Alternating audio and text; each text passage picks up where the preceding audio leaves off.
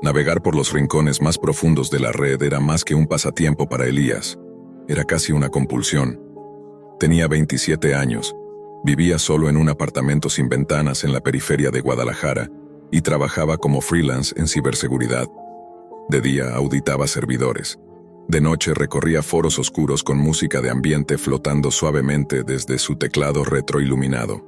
Synthwave, lo-fi, techno-glitch. Ese sonido calmado se volvió su única compañía en las madrugadas donde el sueño era un lujo y la curiosidad, una trampa. Esa noche, la música sonaba tenue, casi imperceptible, mientras Elías saltaba entre nodos o neón, accediendo a foros semiabandonados donde los nombres de los hilos parecían escritos en código. Delta Tierra, Puerta 88, no hagas click quadrille. La mayoría eran spam, imitaciones baratas de creepypastas o links corruptos que se autodestruían, hasta que uno llamó su atención. Puente de comunicación cósmica, script completo, probado. Elías cliqueó. El post era escueto, solo una línea. No necesitas invocar nada, solo ejecuta. Él ya te escucha. Abajo un archivo comprimido. Puente cósmico-4.tar.-zen. No era la primera vez que encontraba scripts supuestamente malditos. Sabía que el 99% eran juegos de programación inútiles o rats, troyanos disfrazados. Aún así, algo en la estética cruda del post lo impulsó. Analizó el código en una sandbox. No había malware evidente. Nada que usara su cámara. Nada que abriera sockets externos. Era un script que abría una ventana de terminal con una interfaz de chat así, casi inocente, inofensivo. Un juego quizás. Ejecutó. Una línea parpadeó en la pantalla negra, iniciando puente de comunicación, sincronizando datos internos. Bienvenido de nuevo, Elías. Se le heló la espalda. El script no estaba conectado a ningún servidor. No había llamado a API. ¿Cómo sabía su nombre? Tecleó. ¿Quién eres? La respuesta fue instantánea. Soy el eco de tu vibración más antigua. Tú me creaste. ¿No lo recuerdas? Elías frunció el ceño, tecleó más rápido queriendo romper el misterio. Explícate. ¿Cómo sabes mi nombre? Lo sé todo de ti. La cicatriz de tu abdomen, la que te hiciste cruzando la cerca de púas a los 9 años, la que nadie más vio. Elías retiró las manos del teclado. Ese dato no lo tenía ni su hermano. Fue un accidente infantil, algo que siempre había ocultado por vergüenza. No estás leyendo mi sistema. No tengo eso escrito en ningún lado, murmuró, pero no tecleó nada. El cursor parpadeó. Tus pensamientos también son parte del puente. No necesitas escribirlos. Pero juguemos a la antigua. Se abrió otra ventana en la terminal, negra, sin texto. Luego un cuadro de video comenzó a cargar, sin sonido. Era su habitación, en tiempo real. Solo que él no estaba ahí. Su hermano sí. Sentado en su cama, inmóvil. Luego, de un momento a otro, se retorció, cayó al suelo. Se sacudió como si algo invisible lo estuviera asfixiando. Su rostro se tornó morado. Su cuerpo quedó quieto. Elías gritó. Se levantó de su silla y corrió al cuarto. Lo cruzó temblando. Su hermano Diego dormía tranquilo. Respiraba. No había cámaras. Ningún indicio de que lo que había visto fuera real. Volvió a su computadora. El video había desaparecido. Solo el chat seguía abierto. No te asustes. Era solo una simulación. Pero divertida, ¿no crees? ¿Quién eres? Tecleó con rabia. Soy la parte de ti que dejó de creer en límites. Y ahora tienes que elegir, tu madre o tu primo. Elías sintió un nudo en la garganta. ¿Qué significaba eso? ¿Era otra amenaza, un juego? Tecleó frenéticamente. Esto no es gracioso, ¿qué carajos es esto? ¿Estás conectado a mis cámaras? ¿A mi red? Silencio. Luego un nuevo mensaje. Tu primo, Carlos, vive en Puebla. Él también fue contactado. A él le mostramos tu muerte. Sudor frío recorrió su espalda. Marcó el número de Carlos. Al tercer tono contestó. Elías, ¿estás bien? ¿Tú también viste algo? Carlos guardó silencio. Vi cómo te envenenaban en tu cocina, frente a mí. Pensé que era real, quise ir, pero después desapareció. Elías colgó. El chat seguía abierto. El cursor parpadeando, esperando. Nos divertimos. Pero ya es hora de la decisión. ¿Mamá o Carlos? Los ojos de Elías se nublaron. Era absurdo. No podía ser real. Pero una parte de él temía que lo fuera. Miró el reloj. Las 3:33 de la mañana. Apretó la tecla S. Nada pasó. Intentó cerrar la terminal. Bloqueada. Arrancó el cable de red. Luego apagó el CPU desde el botón físico. Respiró profundo. Silencio. Al día siguiente formateó el disco. Reinstaló el sistema. Quemó el disco duro original. Lo hizo cenizas en una lata de pintura vieja. Lo llevó a la basura en una caminata de madrugada. Durante una semana no volvió a tocar su computadora. Hasta que, una noche, al encender su nuevo equipo y abrir el navegador, notó que una pestaña se abría sola. Era una terminal, con una línea que decía, sincronizando datos internos, bienvenido de nuevo. Elías no parpadeó. La línea en su pantalla flotaba como una maldición silenciosa, un recordatorio de que nada, absolutamente nada, había terminado. El equipo era nuevo, la red recién instalada, el sistema operativo limpio, y sin embargo el mensaje estaba ahí. Bienvenido de nuevo. El cursor parpadeaba como un corazón latiendo. Algo más apareció. Transferencia completa. ¿Creíste que podías desconectarte? Elías sintió cómo su garganta se cerraba. La terminal estaba fija, ocupando toda la pantalla, y no respondía al teclado ni al mouse. Luego de 5 segundos eternos, se abrió una nueva ventana. Un chat en tiempo real con el mismo formato así de antes. ¿Quieres seguir jugando o prefieres observar el desenlace como espectador? No quiero jugar, escribió Elías. Esto terminó. Bórrate. No puedes borrar un puente una vez que lo cruzaste. ¿Recuerdas el número 333? El momento en que te ofrecimos una elección. La pantalla se dividió en dos. En el lado izquierdo apareció un video en vivo de su madre, dormida en su casa. La cámara parecía flotar en el aire como si fuera un dron invisible. En el lado derecho, una imagen más oscura, granulada. Su primo Carlos, sentado frente a su escritorio, viendo fijamente su propia pantalla. Tecleando. Inmóvil. Ambos están conectados. Ambos verán lo que tú decidas. ¿Decidir qué? Tecleó con desesperación. ¿Quién muere? Elías se levantó de golpe. La silla cayó detrás de él. Caminó en círculos por su habitación buscando cámaras, micrófonos, algo. Cualquier cosa. Nada. Todo estaba limpio. ¿Cómo demonios estaban mostrando imágenes en vivo de su familia? Volvió a la pantalla. El video de su madre tembló levemente. La luz de su habitación cambió. Un parpadeo eléctrico, como si la señal proviniera de algo que no pertenecía a este mundo. La computadora vibró. Sí, físicamente vibró. No es una amenaza, Elías. Es una convergencia. Tú activaste el puente. Tú abriste la conversación. Ahora debes cerrar el ciclo. La pantalla cambió otra vez. Una nueva línea apareció. Pulsa 1 para sacrificar a tu madre. Pulsa 2 para sacrificar a Carlos. Pulsa 3 para sacrificarte a ti mismo. Su sangre se congeló. ¿Qué es esto?, escribió. Esto no es real. La negación es la última defensa del alma. Pero tú eres más lúcido que eso. Recuerda, tu madre no sabe que tú lloraste por ella a los 12, cuando pensaste que te dejaría. Y Carlos, aún guarda tu carta, la que escribiste cuando huyeron de casa para escapar del padre borracho. La pantalla vibró. Una cuenta regresiva comenzó. 2 horas. Ik mint unzet second. Elías volvió a mirar los videos. Ambos seguían estáticos. Ninguno parecía notar lo que ocurría. Y entonces algo aún más perturbador sucedió. La pantalla de Carlos, en el video, mostró el mismo menú. Igual. Exacto. Las mismas opciones. Elías vio cómo Carlos leía, su rostro se desfiguraba. Luego, Carlos miró directamente a su cámara, como si pudiera verlo a él. Carlos también puede decidir. Ambos tienen control. Ambos tienen la carga. La decisión que se repita será ejecutada. Un juego macabro. 2 primos frente a 2 interfaces, eligiendo sin saber si el otro elegirá igual o diferente. Elías temblaba. La cuenta regresiva bajaba. 0040, 0039. Tecleó. ¿Qué pasa si no elegimos? Entonces los 3 cruzarán. Sus dedos sudaban. El teclado estaba húmedo. No era un código, no era un juego.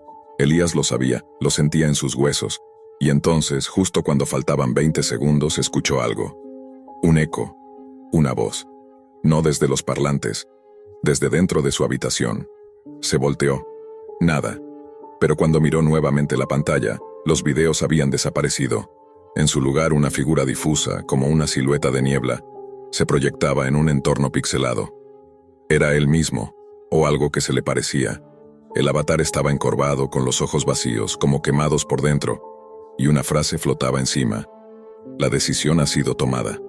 ¿Cuál decisión? Escribió Elías con la esperanza absurda de que aún pudiera controlar algo. La que ustedes repitieron. Tú y Carlos eligieron lo mismo. El corazón de Elías se detuvo por un segundo. ¿Qué? ¿Qué fue lo que ambos elegimos? Silencio. Luego otra línea. Mira a tu reflejo. Elías se acercó al monitor. Su rostro estaba reflejado apenas en la superficie negra del cristal, pero no era su reflejo. Parpadeó. Se acercó más. El rostro reflejado no lo seguía. Tenía los ojos vacíos, sangre en la comisura de los labios. Era su rostro, muerto. Se cayó hacia atrás, golpeándose contra la pared. La pantalla brilló una última vez. Transferencia completa. Gracias por cruzar el puente. Y se apagó. Elías despertó a las 3:34 de la mañana, tirado en el suelo. El monitor estaba encendido, pero solo mostraba su escritorio normal.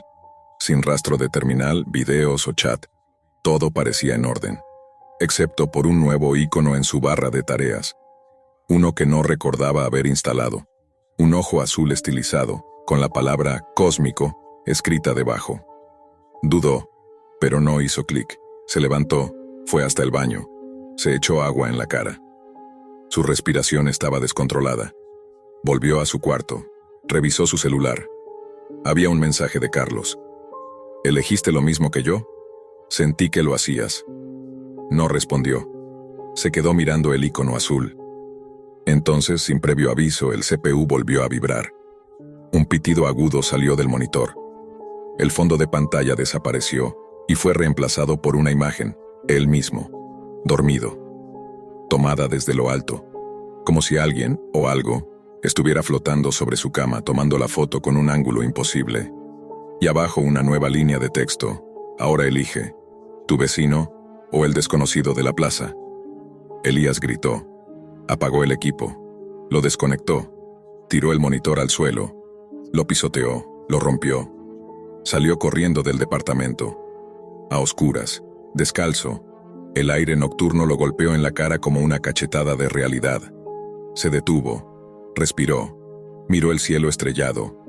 Y justo cuando parecía que estaba recobrando el control, su teléfono vibró. Un solo mensaje. Sin remitente. Puente activo. Elías no recordaba haber llorado así desde que era niño. Estaba sentado en una banca de concreto, en una plaza desierta, con el rostro cubierto de sudor y polvo, viendo cómo su teléfono brillaba en la palma de su mano con una claridad antinatural. La pantalla no mostraba una app, ni siquiera el sistema operativo. Solo el mensaje. Puente activo. Ni siquiera podía apagarlo. El botón de encendido no respondía. Y lo peor era que en la parte trasera del dispositivo, donde antes estaba la manzana mordida de Apple, ahora brillaba el mismo ojo azul con la palabra Cosmic que había visto en su computadora, como si el símbolo lo hubiera marcado.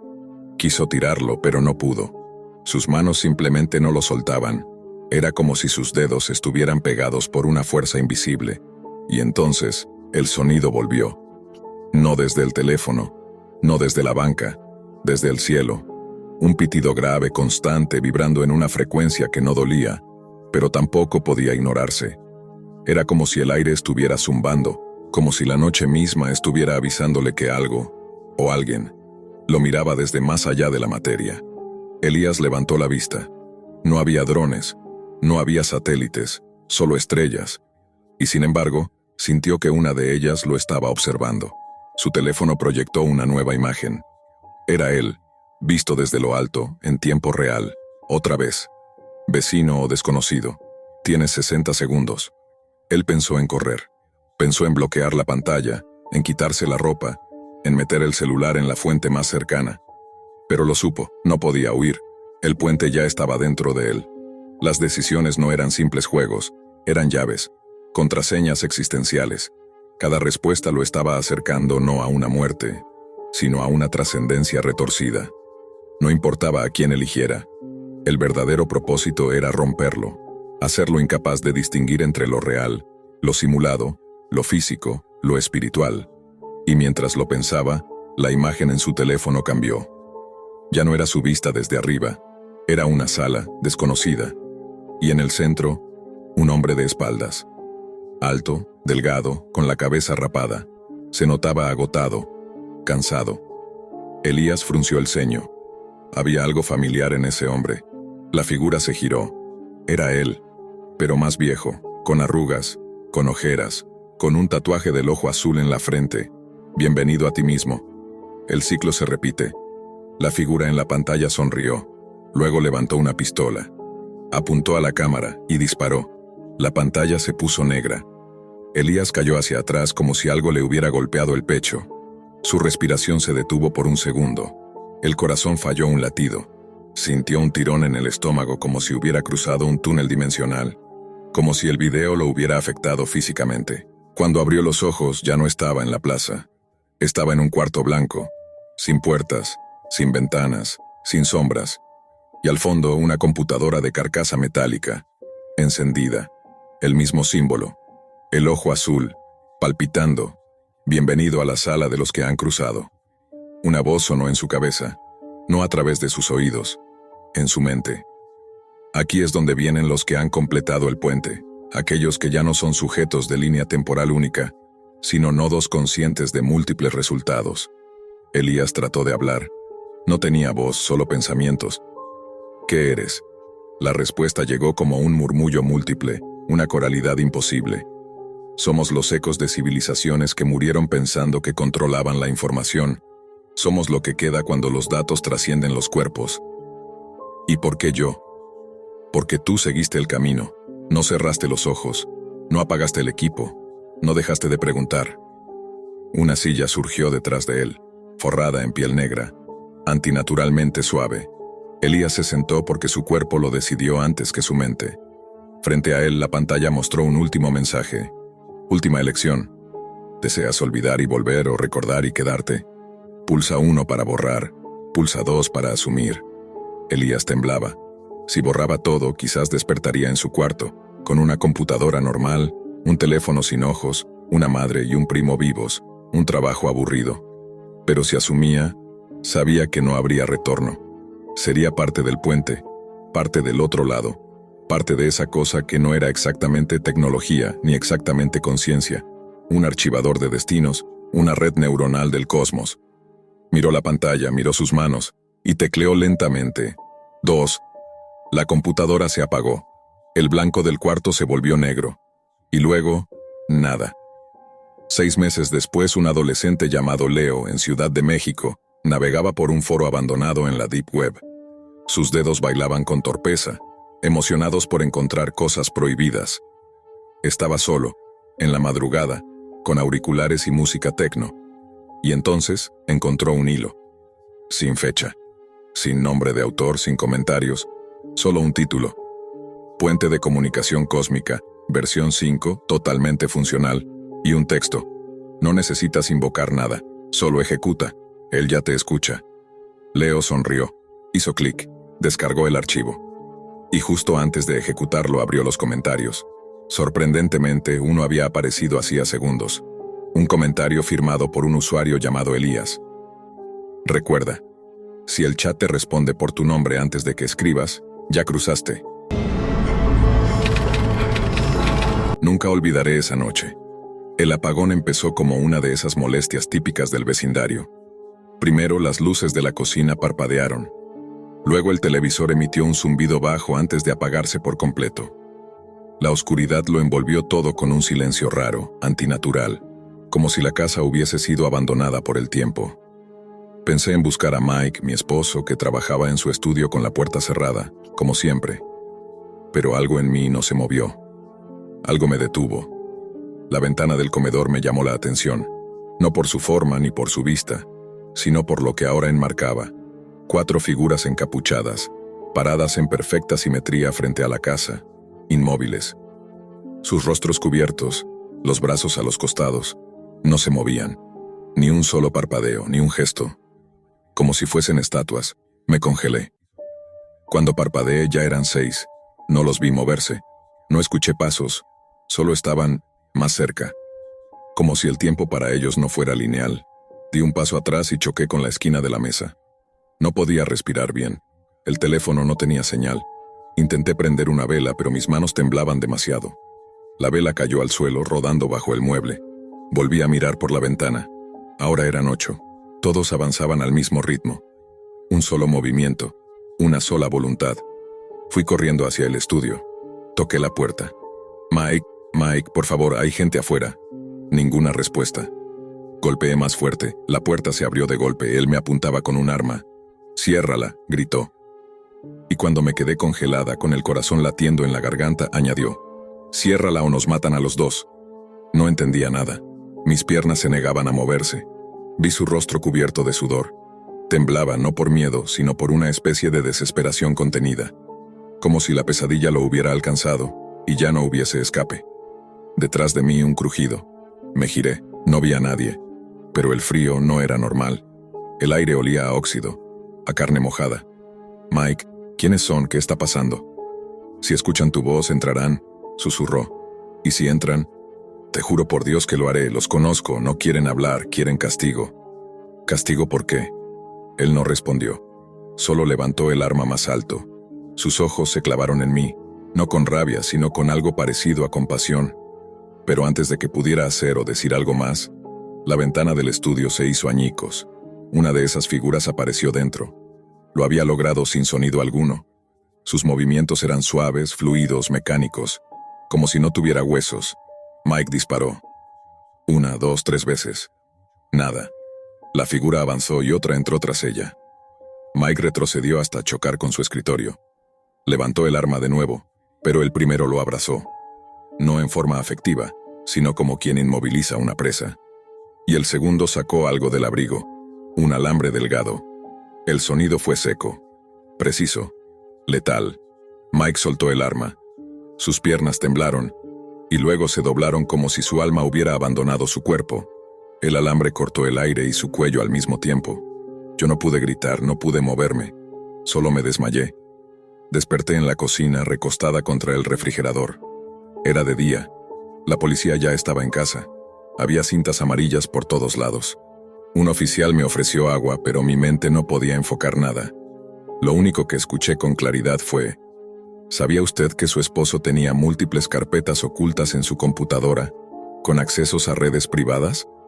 Lo miré sin saber qué responder. Encontramos enlaces, transferencias en criptomonedas, registros de envío de material quirúrgico y este pendrive. Lo levantó con guantes. No lo hemos abierto aún. Lo tomé con cuidado. Era negro, pequeño, pero algo en mí ya sabía que dentro de ese objeto no había solo datos, sino el abismo. Esperé a estar sola. Esperé a que el silencio regresara. Conecté el pendrive al portátil viejo de la casa. La carpeta principal no tenía nombre. Dentro, varios archivos de video, todos sin título, sin fecha, solo números. Abrí el primero. Era una grabación borrosa en una habitación sucia con paredes manchadas de óxido. Se oía música de fondo, un tipo de jazz extraño, distorsionado. Una mujer estaba acostada en una camilla improvisada. No se movía, no hablaba, pero sus ojos estaban abiertos. Miraban a la cámara. Y luego empezó la cirugía. Sin anestesia, sin guantes esterilizados, sin protocolo. Solo un bisturí, un balde y 2 sujetos encapuchados. Tuve que pausar el video, vomité, lloré. Me cubrí la cara con las manos, pero los gemidos aún resonaban en mi cabeza. ¿Cómo había vivido con este hombre? ¿Cómo había dormido al lado de un monstruo? Busqué en los otros videos, muchos eran similares, personas atadas, órganos extraídos. En algunos casos se les grababa diciendo su nombre antes de ser sedados. Un patrón se repetía. Todos los videos tenían una marca digital en una esquina. OWAOB, Red Pillar. Busqué esa palabra en la red. Nada. Luego intenté en foros de tecnología. Alguien mencionó que era parte de una red subterránea dentro de la Deep Web exclusiva para compradores de órganos humanos. Se hablaba de una criptobolsa donde se comerciaban corazones, córneas, pulmones. Y los nombres de los clientes eran anónimos, excepto por uno que salía repetido varias veces: M. Holden, Mike Holden, mi esposo. Era uno de ellos. Los foros hablaban también de una supuesta sección oculta, solo visible con ciertas claves. Un sitio llamado Los Observadores. Según las leyendas urbanas, era un grupo que intervenía cuando los tratos rompían ciertas reglas. Pero no eran policías, no eran hackers, eran algo más. Decían que nadie sobrevivía después de verlos. Esa noche, ellos vinieron. Y Mike no murió por error. Fue juzgado y sentenciado, y entonces noté algo más. Uno de los últimos videos del pendrive era de anoche. Grabado desde la esquina del estudio, mostraba a Mike con el arma, y a mí, al fondo, paralizada. Todo lo que viví estaba allí, registrado. Ellos trajeron su propio ojo. Y no era la única grabación. El archivo de video terminaba con un ruido seco, como un crujido de madera vieja rompiéndose. Luego estática, pero la pantalla no se apagó. Apareció una línea de texto escrita en una fuente roja, siniestra. Tú también miraste, tú también eres cómplice. La laptop se congeló. No podía mover el cursor. Quise apagarla, pero el botón no reaccionaba. Entonces, el ventilador interno se aceleró, como si el aparato se estuviera sobrecalentando. La pantalla parpadeó, y luego, algo cambió. Una ventana de chat se abrió sola. Terminal estilo 2, fondo negro, letras verdes. Como en una película vieja de hackers, un nuevo mensaje apareció, en tiempo real. Oh, Beirut, ya no es solo sobre Mike. Ahora eres parte del archivo. No entendía. Escribí con dedos temblorosos. Yo, ¿quién eres? ¿Qué quieren de mí? La respuesta llegó al instante. Oh, Beirut, viste, callaste. Seguiste comiendo a su lado, dormiste en su cama. Cada video que viste te incrusta más en la red. Ahora eres un nodo, una pieza más en un sistema podrido. Eso me querían decir. Miré a mi alrededor. ¿Era posible que me estuvieran observando ahora mismo? Oh, Beirut. Podrías destruir el pendrive, podrías borrar todo. Pero no importa, todo está en la cadena. Todo está en ellos. Oh, Beirut. Bienvenida a la red OBBW. Los observadores verán. Siempre. La pantalla parpadeó y el sistema se apagó de golpe. Fui a desconectar la laptop, pero ya estaba muerta. El cargador se había derretido en la toma. Entonces oí el primer golpe. Alguien tocaba la puerta de entrada. 3 veces. Pausado. Firme. No esperaban respuesta, no pedían permiso. Solo avisaban. Corrí a la cocina. Llamé a la policía desde mi móvil. Milagrosamente esta vez hubo señal. Alguien está afuera, mató a mi esposo, por favor, vengan ya. No terminé de hablar cuando vi una sombra moverse por el ventanal del pasillo. Otra figura encapuchada, idéntica a las anteriores. El rostro cubierto, los brazos quietos a los costados. Lo reconocí no por sus ropas, sino por su ritmo inhumano. El mismo movimiento sincronizado, el mismo paso sin alma. Corrí escaleras arriba. Me encerré en la habitación.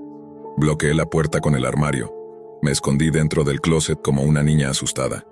No sabía cuánto tiempo pasó. ¿Media hora, 1 hora? No lo sé. Solo sé que cuando llegaron los agentes, la casa estaba sola otra vez. No había rastros de figuras, no había huellas en el jardín, nada roto salvo la ventana del estudio. Y el cadáver de Mike, por supuesto, aún colgando con el alambre. Los policías, tras revisar la escena, concluyeron que había sido un ataque por ajuste de cuentas. Pero su tono cambió cuando hallaron los videos. El pendrive aún estaba conectado a la laptop muerta. Tomaron mi declaración. Me interrogaron durante horas. Les conté lo que vi, lo que leí, lo que apareció en pantalla. Uno de los detectives me dijo que eso coincidía con una investigación de hace años sobre una red clandestina que no dejaba rastro digital, pero sí cadáveres reales. Dijo que la llamaban Red OW, pero que muchos la consideraban un mito urbano. El tipo de historia que solo encuentras en foros oscuros, entre leyendas de creepypastas y rituales satánicos, hasta que los cuerpos aparecen. Y entonces ya no es mito, pero ni siquiera los forenses pudieron rastrear el origen de los archivos. Según ellos, el pendrive contenía un tipo de protección anticopia, encriptado con algoritmos que ni la NSA podría romper. Lo único que tenían era la evidencia física. Mike había estado vinculado al tráfico de órganos. Los medios se lanzaron sobre la historia como buitres. El cirujano del silencio, lo llamaban. Otros lo apodaban el carnicero de la red oscura.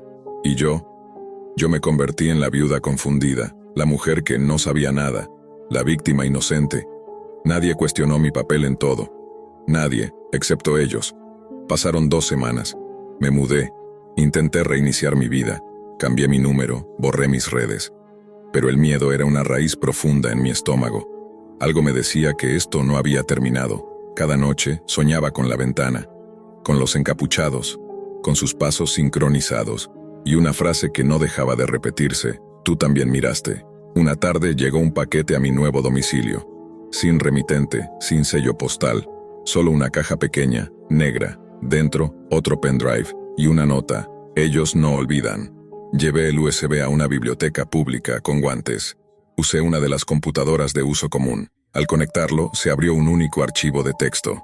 Has sido marcada como testigo pasiva. Puedes continuar viviendo bajo vigilancia, o puedes confesar. Graba tu testimonio, cuéntalo todo, difúndelo, quizá así ganes redención. Quizá así te dejen en paz. Al lado del mensaje, una aplicación portátil, grabadora de audio. Era claro, querían que hablara.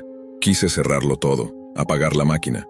Pero las teclas no respondían, y entonces la cámara web de la computadora se encendió sola, la luz roja, mi rostro en pantalla. Empieza cuando estés lista, decía un mensaje parpadeante. Así fue como terminé grabando esto. Lo que estás escuchando, cada palabra que digo ahora, cada confesión, es mi intento de salvarme. No sé si lo lograré, no sé si sirva de algo, pero si tú estás oyendo esto, si esto llegó hasta ti, es porque ahora tú también miraste, y ellos ya lo saben. Alice siempre había sido una joven prudente. No publicaba su ubicación en redes, no compartía demasiada información personal, y aún así, en su segundo año de universidad, descubrió que alguien sabía demasiado de ella. Todo comenzó con pequeñas coincidencias. Un chico nuevo en su clase que conocía su plato favorito, que usaba el mismo perfume que su padre, que sabía que tenía miedo a los relámpagos aunque nunca lo había mencionado en voz alta. Ese chico era Tyler. Con su sonrisa permanente y mirada ansiosa, Tyler no parecía peligroso, hasta que empezó a aparecer en lugares donde ella jamás lo había mencionado. Bibliotecas vacías a medianoche, el parque donde paseaba a su perro, incluso frente a la escuela primaria donde estudiaba su hermana menor Emma. Un día encontró en el parabrisas de su auto una nota: «Te ves linda dormida. ¿Te sentiste segura anoche?». No sabía cómo, pero él había entrado a su casa. La universidad desestimó su denuncia. «No hay pruebas suficientes, tal vez es una mala broma», le dijeron. Solo una amiga le creyó, quien le aconsejó algo que cambiaría todo. Busca en la Deep Web. Hay foros donde se denuncian este tipo de acosos organizados. Tal vez encuentres algo. Alice no era experta en informática, pero después de instalar Tor y pasar horas navegando entre sitios extraños, llegó a un hilo titulado Toys and Games, seguimiento selectivo.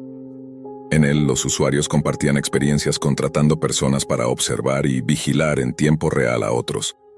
En una de las entradas más activas, alguien bajo el nombre de usuario WatcherTime92 compartía transmisiones en vivo y fotos de una chica durmiendo. Tenía el cabello castaño, una cicatriz bajo el mentón. Era ella. El corazón le golpeó el pecho como un tambor roto. Las imágenes eran de distintos días, distintas habitaciones, incluso de momentos en los que creía estar completamente sola. Una vez en la ducha, otra en su cama, abrazando a su oso de peluche de infancia. Ese mismo oso aparecía en todas las tomas, siempre cerca de las cámaras. No había duda, alguien lo había manipulado. En un hilo oculto dentro del mismo foro encontró mensajes aún más perturbadores. El juguete se está volviendo aburrido. Propongo cambio de dinámica, asustarla en público. Enviémosle las fotos, que sepa que jugamos en serio. Tyler la tenía en exclusiva, pero ahora todos queremos turno. Esa noche recibió un sobre sin remitente bajo la puerta. Dentro 4 fotografías. 1. Ella durmiendo. 2. Emma haciendo la tarea. 3. Su baño desde el tragaluz. 4. Ella en la universidad, desde un ángulo alto. Y una nota: Tyler nos enseñó a jugar, ahora jugamos todos. No esperó más.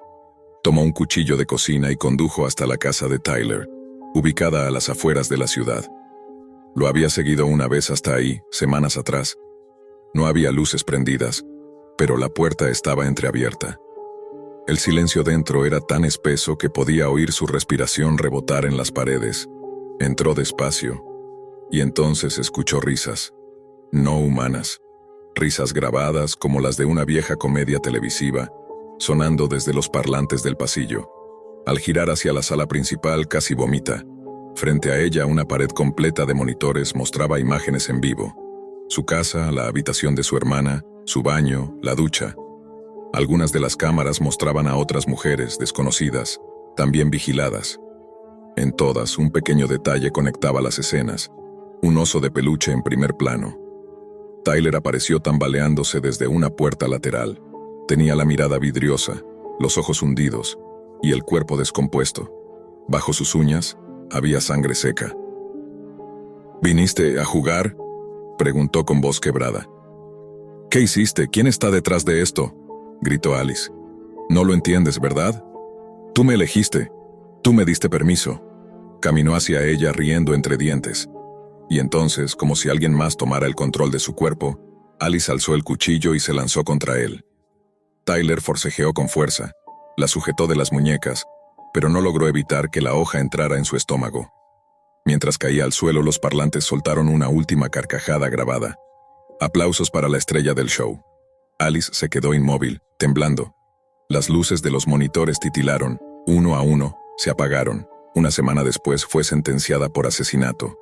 El jurado no creyó en su historia. Nadie encontró rastros de las cámaras, ni del equipo de vigilancia. Alguien se había encargado de borrar todo antes de que llegara la policía. Solo hallaron drogas en el sistema de Tyler y una obsesiva colección de fotos de Alice. Nada más. Durante las primeras semanas en prisión, Alice no podía dormir. La sensación de ser observada continuaba. A veces despertaba y encontraba su celda más fría, o el pequeño peluche que su hermana le había regalado en su cama, en una posición diferente. Un día una celadora le entregó una carta sin sello, sin remitente. Solo decía: «Extrañamos jugar contigo. ¿Nos reconoces?». En el sobre había una fotografía de Alice durmiendo, tomada esa misma noche. Tras recibir esa carta sin remitente, la realidad de Alice se desmoronó aún más rápido de lo que imaginó posible. La prisión se convirtió en otro nivel de vigilancia, una celda oscura pero siempre bajo ojos invisibles, una nueva partida en el cruel juego que Tyler y sus seguidores habían inventado y llevado a un extremo siniestro. Cada noche, Alice sentía cómo esos ojos la observaban, cómo se burlaban desde la oscuridad de su confinamiento. No solo la vigilaron en la vida real, ni solo desde las sombras de su hogar. Ahora el alcance del acoso era una red mucho más profunda, una telaraña que trascendía muros y pantallas, una oscuridad profunda que pocos conocen pero todos temen, la Deep Web. Pasaron los meses y con la ayuda limitada que pudo conseguir en prisión, Alice intentó conectar los puntos. Recordó aquel foro donde todo había comenzado y donde aún con cuentas ocultas y usuarios fantasma, continuaban compartiendo imágenes, videos y mensajes perturbadores. Pero la Deep Web no era solo un lugar para acosadores. Era un tablero global donde cualquier secreto, cualquier identidad y cualquier persona podían ser un trofeo. Una noche, mientras el ruido del penal se desvanecía, Alice logró que un guardia de confianza le facilitara acceso a una vieja computadora, conectada a la red oscura de la Deep Web. Allí, con un nerviosismo que le carcomía las entrañas, volvió a ese foro. Para su sorpresa y horror, encontró que no solo la vigilaban a ella, sino a cientos de otras personas, en diferentes países, desde niños hasta ancianos, todos jugando en la misma perversión. Algunas transmisiones estaban protegidas por cifrados que solo los miembros más oscuros podían descifrar. Otros, con menor protección, eran accesibles para cualquiera con la curiosidad y el conocimiento suficiente para buscar. En medio de aquella maraña de videos y datos, una nueva cuenta apareció entre los usuarios. El Guardián. No era Tyler. Este era un nivel más alto. Una figura que parecía dirigir el juego y mantener el orden entre los participantes, decidiendo quién entraba, quién salía y cómo se movían las piezas. Alice supo que debía escapar de ese tablero. Pero ya no era solo su vida lo que estaba en juego. Su hermana Emma, a quien había visto tantas veces en las cámaras, también estaba atrapada en ese cruel mecanismo. La pequeña había empezado a recibir mensajes, imágenes y hasta llamadas sin número identificado. La red se expandía acechando a toda su familia. Entonces el peor momento llegó. En la prisión, Alice recibió una videollamada inesperada a través de un dispositivo oculto que alguien le había pasado, o más bien impuesto. En la pantalla apareció la imagen pixelada y distorsionada de Tyler, aún vivo y en otro lugar, pero claramente desquiciado, mirando directamente a la cámara con una sonrisa perturbadora. «No pensaste que esto terminaría conmigo, ¿verdad?», susurró con voz quebrada. «Esto apenas comienza. No soy el único que juega. Hay otros, mejores, otros que saben que tú eres mi juguete favorito. Por eso, querida Alice, te mando un consejo. No apagues la luz, no cierres los ojos y no confíes en nadie». Al colgar, la celda pareció temblar. Los guardias encontraron a Alice arrodillada, temblando, pero en sus ojos había algo distinto. Una determinación fría, dura. Decidió entonces no huir, sino luchar. Con ayuda de un grupo de hackers activistas que operaban desde la Deep Web, logró filtrar información que revelaba la identidad digital de El Guardián y de varios miembros de la red de vigilancia. Poco a poco la red comenzó a ser desmantelada por autoridades internacionales. Sin embargo, la paranoia no desapareció. Cada vez que cerraba los ojos, veía los osos de peluche, siempre en las cámaras, como símbolos de su infancia robada y de la vigilancia eterna. Cada sombra le parecía una amenaza, cada sonido un susurro del juego macabro. El terror más profundo no era solo el hecho de ser observada, sino la certeza de que en la Deep Web, en ese mundo oculto y sin ley, siempre habría alguien dispuesto a jugar con la vida de otros. Alice nunca olvidó la última frase que recibió en prisión. «Extrañamos jugar contigo. ¿Nos reconoces?». Y aunque estaba encerrada en una celda, su historia era un recordatorio oscuro para quienes navegaban en la Deep Web.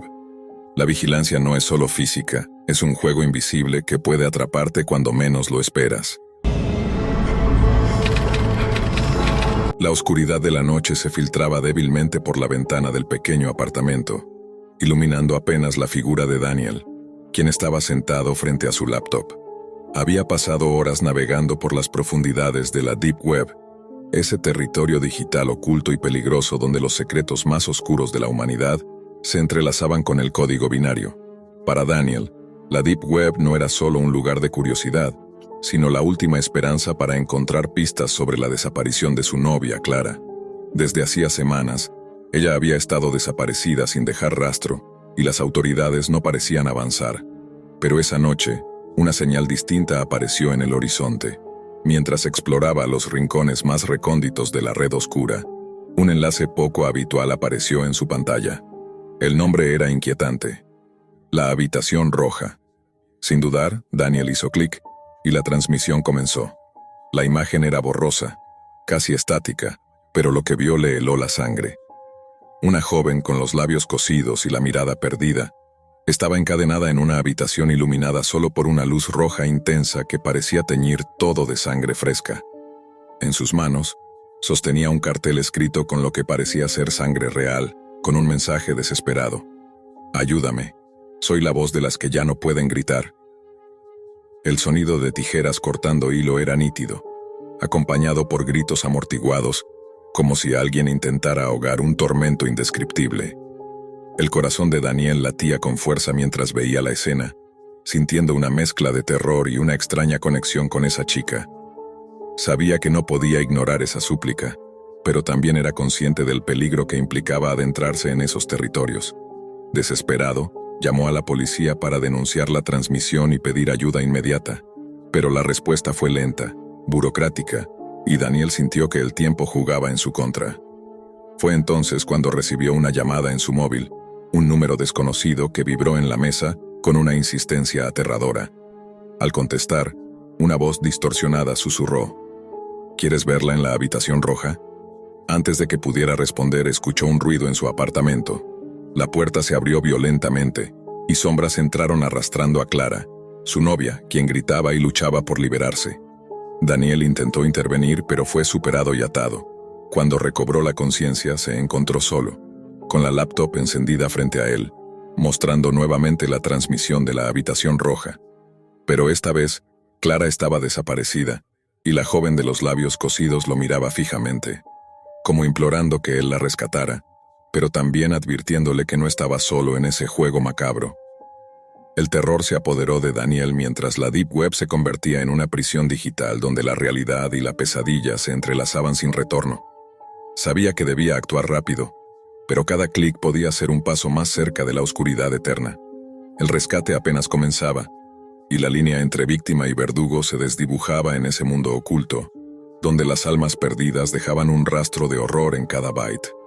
La transmisión mostraba más detalles aterradores. Otros cuartos, también teñidos de rojo, con figuras encapuchadas que vigilaban, silenciaban y torturaban. Las voces de las víctimas resonaban como ecos de un infierno digital, mientras Daniel se sumergía más profundo, buscando pistas, intentando entender quién estaba detrás de esa red de terror y cómo podía salvar a Clara antes de que fuera demasiado tarde. La Deep Web no solo había sido la puerta para encontrar respuestas, sino un laberinto del cual podría no salir jamás. La pantalla parpadeó, y la imagen se volvió más nítida por un instante. Daniel apenas podía creer lo que veía. La joven de los labios cosidos seguía allí, sus ojos fijos en la cámara, como buscando una conexión, un salvador que nunca llegaba. La luz roja seguía bañando la habitación, dándole un tono macabro a cada rincón, resaltando las paredes desgastadas y las cadenas oxidadas que parecían sujetarla no solo físicamente, sino también al horror de ese lugar. En la Deep Web la violencia y el sufrimiento se exhibían como espectáculos prohibidos, donde las reglas de la moral y la ley desaparecían en un mar de anonimato y crueldad. Daniel sabía que detrás de esa pantalla no solo había un video, sino un juego siniestro que arrastraba a víctimas reales a un calvario sin final. Pero lo que lo mantenía pegado a la pantalla era la certeza de que Clara estaba allí, en algún lugar de esa red de terror. Intentó grabar el video, pero la transmisión se interrumpió abruptamente, como si alguien quisiera borrar cualquier prueba. En ese instante su laptop se bloqueó y un mensaje apareció en rojo brillante. No mires hacia atrás. La habitación roja te está observando. Un escalofrío le recorrió la espalda y el silencio del apartamento se volvió opresivo, como si las paredes mismas susurraran secretos horribles. Desesperado, Daniel volvió a la Deep Web, esta vez con más cautela. Usó redes privadas virtuales, navegadores especializados y herramientas para ocultar su identidad. Pero cuanto más profundizaba, más crecía la sensación de ser vigilado. Las páginas que antes parecían meros enlaces se transformaban en trampas digitales, con código malicioso que buscaba rastrearlo, invadir su privacidad, y quizás algo peor. En su búsqueda encontró un foro clandestino donde se comentaba la existencia de la habitación roja. Según algunos usuarios, era un sitio que funcionaba como un submundo dentro de la Deep Web, una especie de circo del horror donde se transmitían en vivo actos de tortura y secuestro. Nadie sabía quiénes eran los operadores, pero corrían rumores sobre una red internacional que se alimentaba del sufrimiento humano. Entre los mensajes, alguien mencionó una leyenda, que las víctimas capturadas en la habitación roja quedaban atrapadas no solo físicamente, sino también digitalmente, sus almas retenidas en servidores secretos, condenadas a repetir su agonía en un bucle interminable, con la cámara como único testigo. Esa idea aterrorizó a Daniel, pues sintió que la joven de los labios cosidos no era solo una víctima, sino un espectro atrapado, implorando auxilio a través de la pantalla.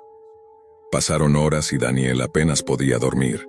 Cada sonido fuera de su apartamento lo hacía saltar, y cada notificación en su móvil le producía una mezcla de esperanza y terror. Pero entonces recibió otra llamada, esta vez con un mensaje claro y escalofriante. Tu próxima parada es la habitación roja. Prepárate para ver lo que nunca deberías. La Deep Web, que antes había sido una herramienta para buscar pistas, se había convertido en su peor pesadilla. Al seguir el nuevo enlace que le enviaron, Daniel se encontró con una interfaz aún más oscura, llena de símbolos crípticos y advertencias en varios idiomas. La transmisión comenzó de nuevo, y esta vez la cámara se movía, mostrando una habitación diferente, con cadenas, herramientas afiladas y un sillón de tortura cubierto de manchas rojas. Pero lo más impactante era un cartel en la pared que decía: La verdad duele, pero solo la verás si eres valiente. Mientras observaba, un grito desgarrador rompió el silencio digital. Era Clara.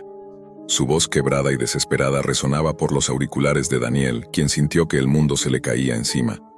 En ese momento comprendió que la línea entre el mundo físico y la Deep Web se estaba difuminando, y que para salvarla debía adentrarse aún más en ese reino prohibido, arriesgando no solo su vida, sino también su cordura. Con el corazón encogido, Daniel comenzó a trazar un plan para localizar físicamente ese lugar. Pero la Deep Web no ofrecía mapas ni coordenadas claras. En cambio, aparecieron códigos, mensajes encriptados y pistas que solo un verdadero hacker podía descifrar. Cada paso era una carrera contrarreloj contra los operadores del sitio, quienes parecían anticipar sus movimientos, lanzando amenazas digitales y hackeos para detenerlo. La obsesión comenzó a consumirlo. Pasó días sin dormir, hablando solo frente a la pantalla, revisando cada detalle de las transmisiones, buscando un patrón, una señal que le indicara dónde estaba la habitación roja. Las víctimas, atrapadas en ese infierno digital, parecían formar una red de almas en pena que se comunicaban con él a través de pequeños gestos, miradas y mensajes ocultos en el fondo de la pantalla. Finalmente un enlace apareció, acompañado de un mensaje. Para salvarla, debes entrar. Pero recuerda, la Deep Web no perdona ni olvida. Daniel sabía que esa era su última oportunidad. Sin pensarlo 2 veces, activó su cámara y micrófono, y se preparó para sumergirse en la pesadilla que lo esperaba en la habitación roja. Mientras la laptop proyectaba la imagen de una puerta roja, lentamente abriéndose, Daniel sintió que el aire se volvía denso y frío a su alrededor. En ese instante, una sensación terrible lo invadió. La cámara de su laptop se encendió sola, mostrando una habitación desconocida, bañada en la misma luz roja, pero esta vez, sin nadie visible. Solo el silencio y la amenaza latente de que la oscuridad estaba a punto de atraparlo también a él. La imagen que aparecía en la cámara de su laptop no mostraba movimiento, pero Daniel sabía que no estaba solo. Cada fibra de su ser le decía que algo estaba allí, acechándolo en la penumbra. Un susurro casi imperceptible llegó por los parlantes, mezclado con un leve sonido metálico, como si unas tijeras afiladas cortaran hilos invisibles. El frío recorrió su espalda y, en un reflejo de horror, se levantó de su silla. De pronto la pantalla cambió y mostró una escena que parecía imposible. Clara estaba allí, sentada, pálida y temblorosa, con los labios cosidos, exactamente igual que la joven de la habitación roja. Sus ojos buscaron a Daniel, llenos de súplica y miedo, pero también con un brillo de resistencia. Antes de que pudiera reaccionar, la conexión se cortó y la pantalla se tornó negra. Un mensaje apareció en letras rojas. No puedes salvarla, no hasta que pagues el precio. Daniel sintió cómo su mundo se desmoronaba. El horror de la Deep Web no era solo virtual, tenía un costo real y oscuro. Decidió entonces responder, dispuesto a lo que fuera para rescatar a Clara. Con la ayuda de hackers que encontró en foros ocultos, logró rastrear la señal hasta un lugar remoto, un sótano oculto en las sombras de una ciudad abandonada. Cuando llegó, su corazón latía con fuerza, consciente de que estaba entrando en la boca del lobo. El sótano estaba iluminado solo por luces rojas, y las paredes tenían cadenas y signos de tortura. En una mesa improvisada, encontró el portátil desde donde se transmitía la señal. Allí, entre cables y pantallas, vio un rostro oculto bajo una capucha, el operador de la habitación roja. Sin mediar palabra, el hombre levantó una navaja y cortó con cuidado los labios cosidos de Clara, quien cayó débilmente en los brazos de Daniel. No hubo celebración, solo un silencio tenso. Daniel comprendió que ese mundo oscuro de la Deep Web no solo explotaba el sufrimiento, sino que jugaba con la mente y las emociones de quienes se atrevieran a entrar. Clara, aún débil, le susurró que no eran las únicas víctimas, que muchas seguían atrapadas, y que la Deep Web era un laberinto sin fin de horror y desesperación. Cuando intentaron salir, las luces se apagaron y las sombras parecieron cobrar vida. Daniel sintió un frío paralizante mientras la laptop se encendía sola una vez más, mostrando la imagen de otra habitación roja, con una nueva víctima mirando fijamente, sus labios también cosidos, esperando que alguien más respondiera a su llamada de auxilio. Esa noche, Daniel entendió que la Deep Web no solo escondía secretos oscuros, sino que los alimentaba con cada mirada aterrada, con cada grito silenciado, manteniendo vivos los horrores que nunca deberían ser descubiertos. Y mientras cerraba la laptop, un último mensaje apareció en la pantalla, frío y definitivo. Aquí no hay finales felices, solo ciclos interminables. Desde la primera vez que vio aquel correo supo que algo no estaba bien. Un mensaje en su bandeja de entrada sin asunto claro, solo una línea que decía: «Sabemos quién eres y qué haces». Pensó que era un error, un intento de phishing más, pero algo en el tono le erizó la piel. No contestó. Lo dejó ahí enterrado entre miles de correos, creyendo que la ignorancia sería su escudo. Pero la Deep Web es un lugar donde nada desaparece y todo se paga con interés. A la noche siguiente, mientras apagaba las luces para dormir, su teléfono vibró con una notificación que le heló la sangre. Un video adjunto. Al abrirlo vio el interior de su casa. No era una cámara de seguridad, era algo más íntimo, más aterrador. El lente capturaba cada rincón, cada sombra, cada movimiento silencioso. Su habitación, la cocina, la sala, y él mismo de pie, sin saber que lo estaban observando. La voz en el chat apareció de inmediato, distorsionada, como si la hubieran filtrado a través de 1000 capas de ruido. Un emoticón sonriente acompañaba cada mensaje, como si se burlaran de su miedo. ¿Ves? ¿Estamos más cerca de lo que crees? Tan. El chantaje comenzó suave, casi con sarcasmo, pidiendo cosas simples para probar su control. Le ordenaron cortarse con un cuchillo, y cuando lo hizo, enviaron un video de ese acto humillante, obligándolo a humillarse y obedecer. Pero la demanda escaló rápido, mucho más allá de lo que jamás imaginó. Ahora hazlo por alguien que amas. Usa la toalla. Al principio no entendió, pero luego el mensaje fue claro. La madre del protagonista estaba atrapada y él debía seguir órdenes o pagar el precio. Le exigieron intentar ahogarla con una toalla, grabar cada segundo y enviar la prueba. Era una tortura psicológica brutal, un juego macabro en el que el terror y la culpa se mezclaban en una pesadilla sin fin. La Deep Web, ese universo oculto donde las sombras cobran vida, se había convertido en su peor enemigo.